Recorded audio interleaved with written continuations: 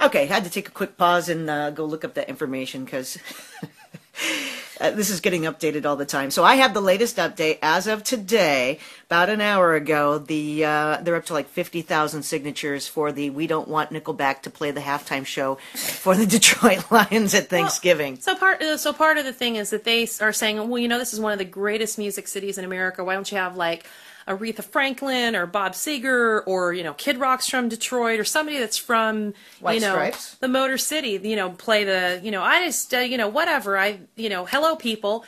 I didn't think this was a big deal because most of these shows it's really about licensing and they're bought and sold. It's not really about entertaining you. It's So yeah, it is. So this guy who started this petition says he has no clue that it would turn into this. But I mean, things like this happen every day now. So 50,000 signatures right now.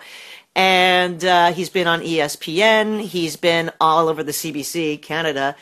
And he's been on the Jon Stewart show in their moment of zen, I believe. So anyway, this guy's getting his 15 minutes, and he says, I love the Lions more than I don't like Nickelback, so whatever they do, right. He's not that angry. He just, in his petition, said, does anybody even like Nickelback?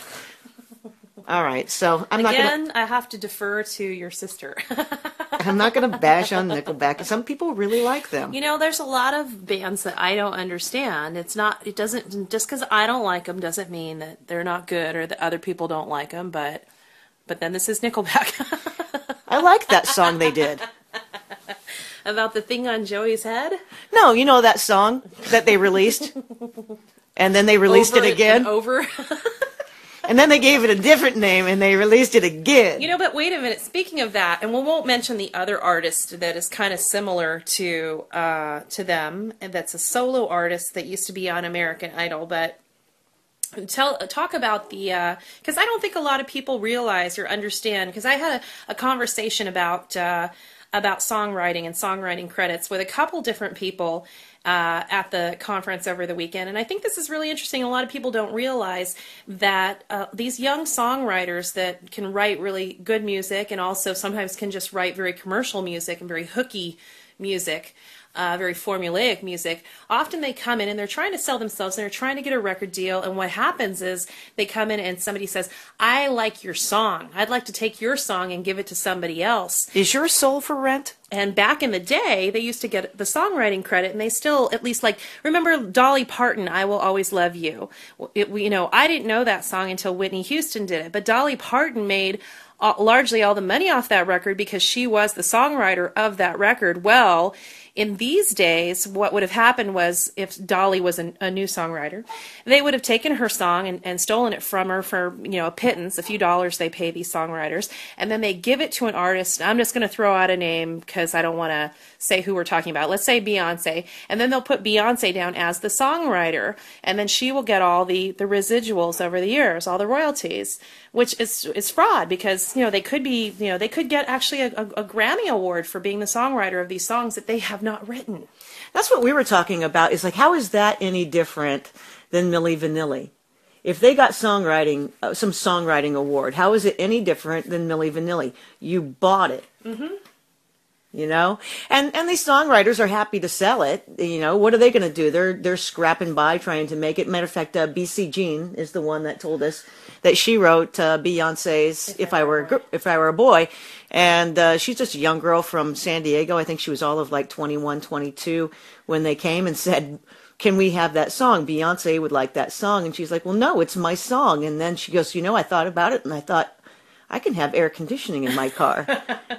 Yes, Beyonce can have that song. So yeah, they just write him a check for the song, and then all the royalties go to the artist. She must have got a songwriting credit because she was able to talk about the story. Because in the cases wherein they take the artist's song and they take away the songwriting credit and give it to somebody else, we were talking to a young artist, and he was telling us, well, I'm not supposed to talk about it, and I'm not supposed to tell you that I wrote this song for so-and-so that I know that was a huge song last year, and I wrote this song for so-and-so, and I'm not supposed to talk about it because they've signed over their rights. I was really kind of knocking back some drinkies with said singer-songwriter, and he told me way more than he was supposed to. Yes. So he said. Angie's good at extracting information from people while drinking.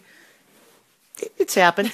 Anyway, so that probably wasn't the highlight of the weekend, though. The highlight was another I Love Lucy moment for Cruisin' Good.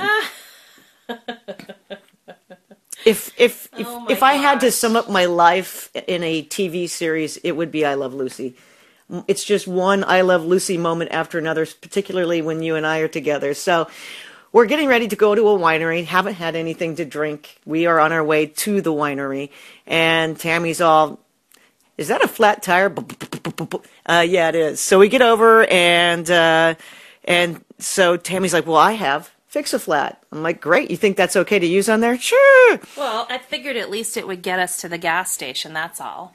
As opposed to having to sit there and wait for half an hour for AAA to come or whoever. I figured at least we could drive to the tire store and get it fixed right away. Or, I've put that stuff in before and been able to drive around on it for a little bit. So, well, if you've used it before, why on earth was the one that doesn't read instructions the one that was trying to put the stuff into your tire? I don't know. It's been a while since it had happened to me before. So, I always carry one of those cans in emergency, but this actually turned it into more of a hassle than it helped. The people that got to watch this unfold as they were driving down, it's 4 lanes, 2 lanes each way, and we're alongside the road, and here's the Fix-A-Flat stuff, and I'm looking at it, oh, you just screw this hose onto the top of the can, and then you screw the hose onto the tire. And so I didn't take much time to think about it, and apparently when you screw that little thing onto the can, it engages the can. And which contents are under pressure.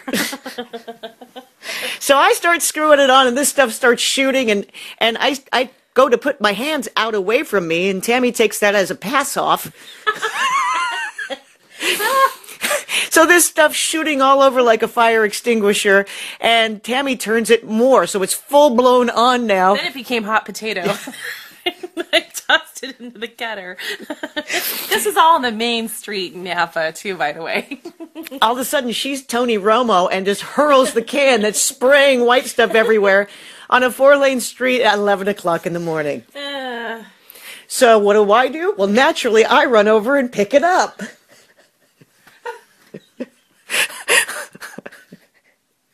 I will tell you that Fix-A-Flat is quite sticky.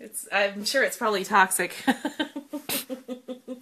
Well, I didn't stick it in my mouth, but it took a long damn time to get that stuff. So I get a black rag, some shirt you have in your car. I had a bag of clothes getting ready to go to the Goodwill. Well, here. So I'm trying to wipe this stuff off, which doesn't come off with a towel. So now instead I have sticky stuff with black all over it on my hands as we're standing there waiting for AAA. But it was a lovely weekend. Just one more to add to the list of the I Love Lucy moments. Do we want to talk about the claw machine? I don't know what to say.